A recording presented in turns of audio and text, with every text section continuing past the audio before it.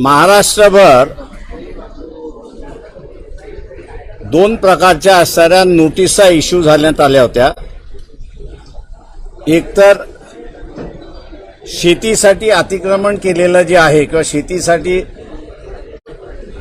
जमीन कसलेली आहे अशांना कलेक्टर मार्फत नोटीस आल्या होत्या की आपण असणारा अतिक्रमण केलेलं आहे आणि त्याच्यामुळे आपल्यावरती कारवाई का होऊ नये आणि आपलं पीक नष्ट का करू नये असा असणारी नोटीस होती। दुसरी नोटीस अशी होती की गावामध्ये ज्यांनी 20-20, 25-25 वर्षापूर्वी घरं बांधलेली आहेत किंवा शासनाच्या इंदिरा आवास योजनेखाली ज्यांना घरं मिळाली होती अशांनाही नोटीस देण्यात आल्या होत्या की आपली घरं अतिक्रमणमध्ये आहेत आणि त्याच्यामुळे ती तोडण्यात येणार आहेत अशा नोटिसा देण्यात आल्या होत्या। तिसरा प्रश्न आम्ही जो घेतला होता तो मुंबईतला होता, तो म्हणजे एसआरएच्या योजना अनेक ठिकाणी रखडलेल्या आहेत। 2-2 वर्ष प्रायव्हेट बिल्डराने त्या झोपडीधारकांना भाडं जे आहे ते दिलेलं नाही आणि म्हणून ज्या ठिकाणी ते राहत आहेत त्या ठिकाणचे मालक त्यांना हुसकायला लावलेत अशी असणारी परिस्थिती आहे। तेव्हा ह्या 3 मुद्द्यांवरती आज असणारा देवेंद्र फडणवीस यांच्याशी असणारी चर्चा झाली। त्या ह्याच्यामध्ये ज्यांनी जमिनी अतिक्रमण शेतीसाठी केलेलं आहे ते उद्ध्वस्त केल्या जाणार नाही आणि ज्याची पिकं आहेत ती त्यालाच मिळतील अशा रीतीच्या असणारा GR काढल्या जाणार आहे, हा परिस्थिती आहे। दुसरा जो आहे घरांबाबतीत असणारा ज्या नोटिसा दिलेल्या आहेत पाडण्याचा आहे ते त्यांनी ताबडतोब थांबवायचं असं आश्वासन त्या ठिकाणी दिलेलं आहे आणि कदाचित सभागृहामध्ये सुद्धा त्या पद्धतीने स्टेटमेंट करतील। राहिला तिसरा मुद्दा आम्ही तोडगा असा मांडलाय त्याच्यामध्ये की माडा असेल, सिडको असेल, इतर जी शासकीय यंत्रणा आहेत हाऊसिंगमध्ये किंवा कन्स्ट्रक्शनमध्ये इन्व्हॉल्व्ड आहेत या सगळ्यांना आपण जे रखडलेली एसआरएच्या योजना आहेत ते त्यांच्याकडे असणारा हस्तांतरित करा आणि त्यांच्या मार्फत ही रखडलेली एसआरएची योजना आहे ती सुरुवात करा। परंतु ह्या गव्हर्नमेंट एजन्सीजकडे दिल्या किंवा सेमी गव्हर्नमेंट एजन्सीजकडे दिल्या तर त्यांना जे भाडं मिळत होतं आणि ज्या ठिकाणचं भाडं जे आहे ते भाडं तशाच्या तशा रीतीने केलं पाहिजे। ही मागणी सुद्धा असणारा त्यांनी मागितली आहे, मान्य केलेली आहे आणि कदाचित पुढच्या कॅबिनेटमध्ये त्याच्यावरती शिक्कामोर्तब होईल असं त्या ठिकाणी सांगण्यात आलेलं आहे। आम्ही असणारा वाट बघू त्या ठिकाणी की पुढच्या कॅबिनेटमध्ये मुंबईतल्या असणाऱ्या ज्या एसआरएच्या योजना आहेत आणि ज्या रखडलेल्या आहेत त्या या गव्हर्नमेंट एजन्सीजकडे ट्रान्सफर होतील आणि त्यांच्या मार्फत एसआरएची रखडलेली योजना पुन्हा सुरुवात होईल। या 3 मागण्यांसाठी आज पावसामध्ये आम्ही मोर्चा त्या ठिकाणी असणारा काढलेला आहे। महाराष्ट्रामध्ये दुःखद घटना सुद्धा आहे रायगडमध्ये, त्या सगळ्यांना असणारा आदरांजली आम्ही त्या ठिकाणी वाहिलेली आहे आणि आपल्याला आता काही विचारायचं असेल तर आपण विचारा।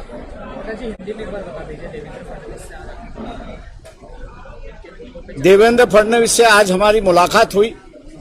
महाराष्ट्र में जो है जो भूमिहीन है वो सरकारी जमीन जो है इस महीने में जून से लेके अक्टूबर तक वो बोता है और जो उपज जमीन बना था उससे जो खेती होती है उससे वो अपना गुजारा करता है।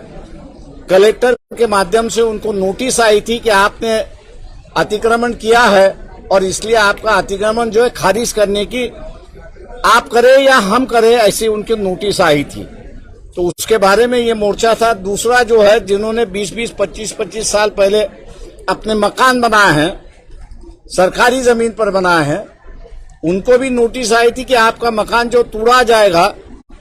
तीसरा जो है वो मुंबई की एसआरए की योजना जो है कई जगह लागू नहीं हो रही और कई जगह जहां लागू हो गई है वहां 3-3, 4-4 साल उस पर कोई कार्रवाई हो रही नहीं है। इसलिए ये 2-3 साल के लिए जो कार्रवाई नहीं हो रही है उनको गवर्नमेंट एजेंसी जो है, माडा है, सिडको है, MMRD है, इनको आप ट्रांसफर कर दीजिए और ये SRA की योजना अगर लागू करते तो शायद मेरे ख्याल से SRA की योजना जो बाधित है उनको मकान मिलेगा। और ये भी हम लोग ने कहा उसमें कि उनको जो रेंट मिलता है प्राइवेट बिल्डर से वो भी कंटिन्यू हो। इसको तीनों को मान लिया है और आज मैं मानता हूं कि इस इशू को लेके जन आक्रोश काफी है। बारिश होते हुए भी और ट्रेन की दिक्कत होते हुए भी लोग अपने खर्चे से आज इस मोर्चा में शामिल हुए हैं। इससे ही दिखाई देता है कि उनकी बड़ी दिक्कत है और उन्होंने अपने लड़ने के लिए अपना मन बना लिया है। सरकार ने इनकी बातों मान ली, उसको मैं सरकार को धन्यवाद देता हूं। गेले 2 महिने मणिपूर उद्ध्वस्त आहे, आता व्हिडिओ देखील बाहेर आलेले आहेत। मणिपूर गेले 2 महिने उद्ध्वस्त आहे, व्हिडिओ देखील बाहेर आले आहेत। माझ्या अंदाजाने मणिपूर मधला ही पहिली घटना आहे असं मी त्या ठिकाणी मानत नाही। याच्या अगोदरही अशा घटना घडलेल्या आहेत आणि त्या घटना मणिपूरच्या महिला या साऱ्या मिलिटरीच्या ऑफिसवरती नग्न त्यांनी मोर्चे काढलेले आहेत अशी परिस्थिती आहे। मी दुर्दैव असं म्हणेन की शासन बीजेपीचा असो किंवा केंद्राचा असो, नॉर्थ ईस्टची जी विशेष परिस्थिती आहे त्या नॉर्थ ईस्टच्या विशेष परिस्थितीकडे लक्ष न देता स्वतःचा मनमानी कारभार राबवण्याचा जो एक भाग चाललेला आहे त्याच्यातून हा उद्रेक होतोय। सरकारला मी मागे इशारा दिला होता, आजही इशारा देतोय की बऱ्याचशा बॉर्डरवरती तिबेटला लागून असणारे जे बॉर्डर आहे, अरुणाचल प्रदेशचा असणारा जे बॉर्डर आहे त्यावरती असणारा चायनीज वसाहती स्वतःच्या बसवते। धोका आहे। जी लोक जशी आहेत तशी आपण स्वीकारायला शिकली पाहिजेत। आपली संस्कृती आणि आपलं लादणं हे जर थांबलं तर मी असं म्हणेन की पूर्ण नॉर्थ ईस्ट म्हणजे 7 सिस्टर्स आणि 1 ब्रदर असं जे आहे हे शांततेने नांदेल आणि भारताबरोबर राहील अशी परिस्थिती आहे। बाबतीमध्ये काय तुमचं मत आहे? कारण की अजूनही मोर्चे आंदोलन सुरूच आहे, धरणे पण देतात आहे, परंतु त्याच्यावर अजून काही तोडगे निघाले नाही। काय सांगणार आहात? तुम्ही त्यांना विचारलेलं बरं आहे, मी लढायला लागलो की सांगतो आपल्याला। मणिपुर में जिस तरह से देख रहे हैं 2 लोगों को परेड कराया गया, तो उस पूरे इंसिडेंट पे आज प्रधानमंत्री मोदी ने अपनी चुप्पी तोड़ी है। देखिए, मणिपुर की इंसिडेंट मैं पहला नहीं मानता हूं। कुछ साल पहले इसी मणिपुर में मिलिट्री से जो अत्याचार हुए थे, उस मिलिट्री के अत्याचार के खिलाफ मणिपुरी महिला ने पूरे कपड़े उतारते हुए उन्होंने अपना मोर्चा निकाला था और कहा था कि आपको जो करना है शरीर से वो आप करिए।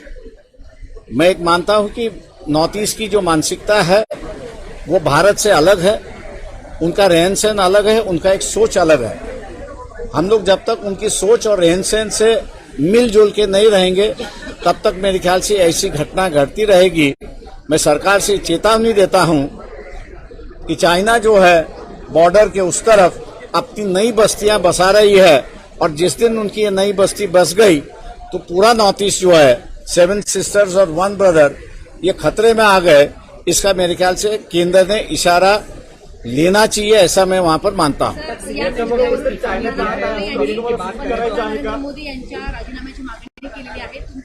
मी असं म्हणणार आहे की काँग्रेसच्या मी ज्या महिलांचा नग्न मोर्चा निघाला होता मणिपूरमध्ये त्यावेळेस काँग्रेसचं असणारं राज्य होतं।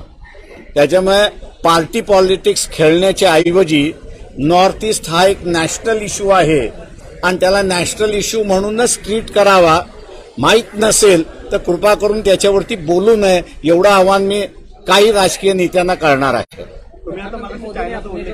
संबोधित कर रहे थे तो राजस्थान आया, छत्तीसगढ़ का भी एग्जाम्पल दिया। मोदी ने कहा कि राजस्थान और छत्तीसगढ़ में भी ऐसे इंसिडेंट हो रहे हैं, तो सारे सीएम जो है इस पे कार्रवाई करें। सवाल ऐसा है कि भैया नॉर्थ ईस्ट का इशू अलग है और यहाँ का इशू जो है वो अलग है।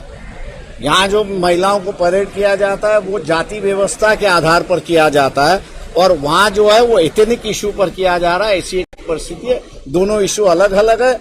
मेरे ख्याल से प्राइम मिनिस्टर ने इतनी तो भी समझ रखनी चाहिए कि दो इशू को कंफ्यूज करना चाहिए। Thank you.